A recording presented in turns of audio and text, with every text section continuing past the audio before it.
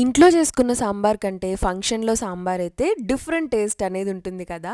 So, అదే taste మనం ఇంట్లో చేసుకున్న రావాలంటే ఖచ్చితంగా మీరైతే ఈ వీడియోని ఎండ్ వరకు చూసినట్లయితే మీకైతే డెఫినెట్‌గా ఫంక్షన్ స్టైల్‌లో సాంబార్‌నైతే క్రాక్ చేసేయొచ్చు.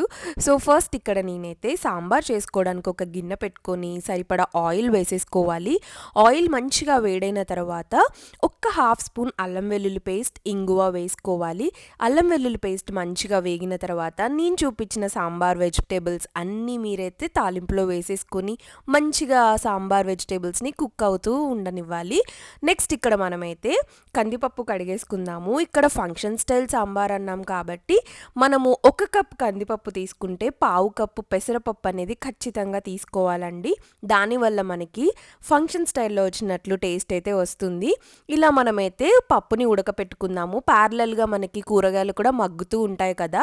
సరిపడా కారం, ఉప్పు కూడా వేసేసుకొని వెజిటబుల్స్‌లో ఇంకొద్దిసేపు అయితే మగ్గనిద్దాము. ఈ లోపల మనకి పప్పు కూడా చక్కగా ఉడికిపోయింది. చింతపండుని ముందే నానబెట్టుకొని మన పులుపుకి తగినట్టుగా చింతపండు పులుసుని మొత్తం పప్పులో వేసి కలుపుకోవాలి.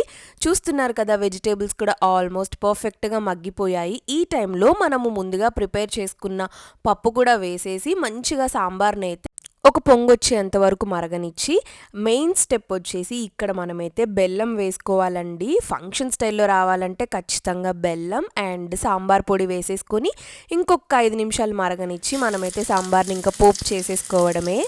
అండ్ సాంబార్ గురించి మీకు ఒక ఇంట్రెస్టింగ్ టాపిక్ అయితే చెప్తాను. అసలు మెయిన్‌గా ఈ సాంబార్ అయితే ఒక తంజావూరు రాజు అయితే ఆయన కిచెన్‌లో ప్రిపేర్ చేశారంట. యాక్చువల్‌గా ఆయన పప్పు చేద్దాం అనుకున్నారంట. కానీ కొంచెం డిఫరెంట్‌గా ఈ సాంబార్ రెసిపీని ట్రై చేశారు. సో, ఈ సాంబార్ రెసిపీ ఇంత ఇష్టంగా తినేది ఒక రాజు ఎక్స్‌పెరిమెంట్ వల్ల మనకైతే ఇది ఇంట్రడ్యూస్ చేశారంట.